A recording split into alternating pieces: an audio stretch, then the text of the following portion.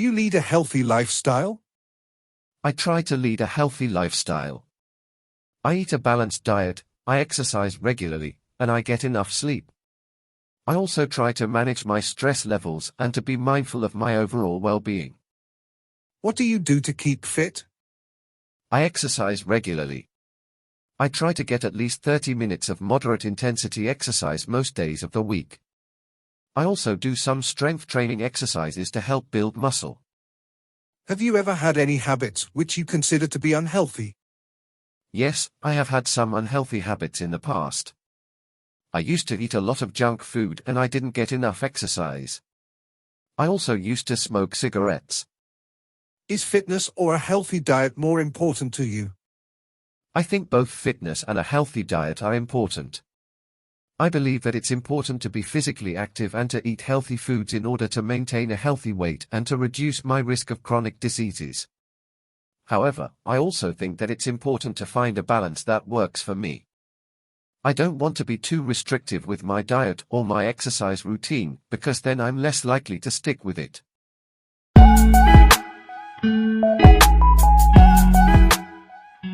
Describe something healthy you enjoy doing.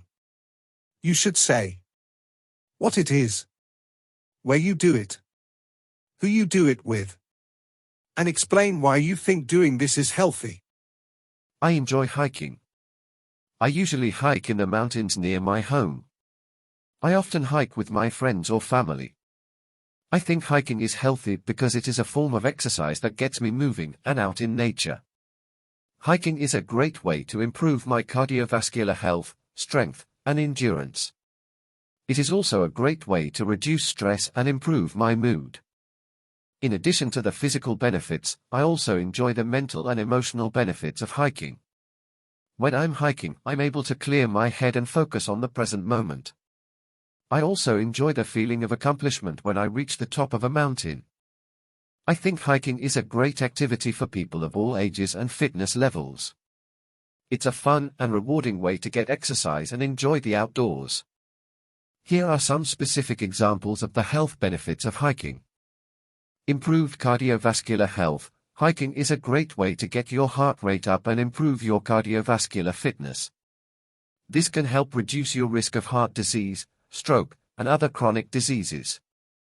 Reduced stress. Hiking can help reduce stress and improve your mood. This is because being in nature has been shown to have a number of psychological benefits. Improved sleep. Hiking can help you sleep better at night. This is because exercise helps to tire you out and make it easier to fall asleep. If you're looking for a healthy and enjoyable activity to do, I highly recommend hiking. It's a great way to get exercise, enjoy the outdoors, and improve your overall health.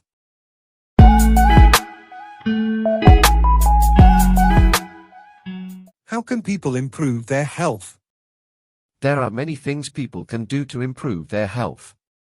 Some of the most important include eating a healthy diet, getting regular exercise, getting enough sleep, managing stress, avoiding tobacco use, limiting alcohol consumption, getting regular checkups with a doctor.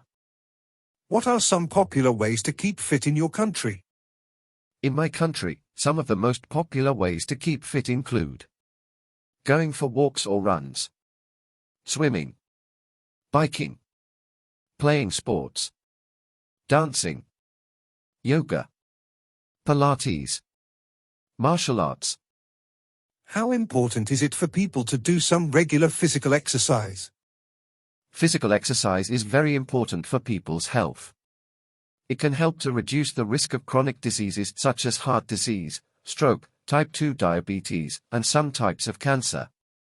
It can also help to improve people's mood, sleep, and energy levels.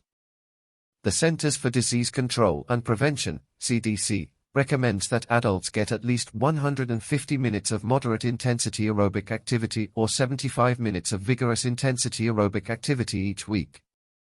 They also recommend that adults do muscle strengthening activities that work all major muscle groups on 2 or more days a week.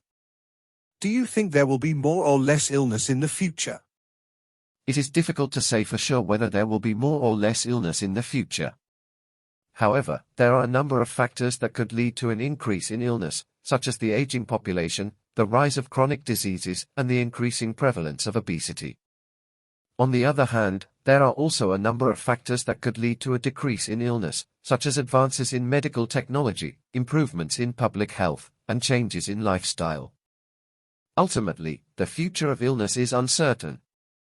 However, it is important to take steps to improve our health now in order to reduce our risk of illness in the future. Why do so many people suffer from stress-related illnesses? Stress is a normal part of life, but it can become harmful when it is chronic or excessive. Chronic stress can lead to a number of health problems, including heart disease, stroke, type 2 diabetes, obesity, depression, and anxiety. There are a number of reasons why so many people suffer from stress-related illnesses. Some of the most common reasons include the fast-paced and demanding nature of modern life, increased levels of competition and job insecurity, family and financial problems, social isolation. What makes a good doctor? There are many qualities that make a good doctor. Some of the most important include knowledge and skills, compassion and empathy, communication skills, problem-solving skills, patient-centered care. A good doctor is someone who is able to provide their patients with high-quality care. They are knowledgeable about the latest medical advances, and they are able to use their skills to diagnose and treat illnesses. They are also compassionate and empathetic, and they are able to build rapport with their patients.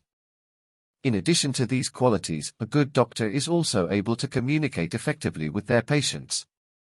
They are able to explain medical terms in a way that patients can understand, and they are able to answer patients' questions. They are also able to listen to patients' concerns and to address their fears and anxieties. Finally, a good doctor is patient-centered. They put the needs of their patients first, and they are always willing to go the extra mile to help their patients. They are also respectful of their patients' cultural and religious beliefs.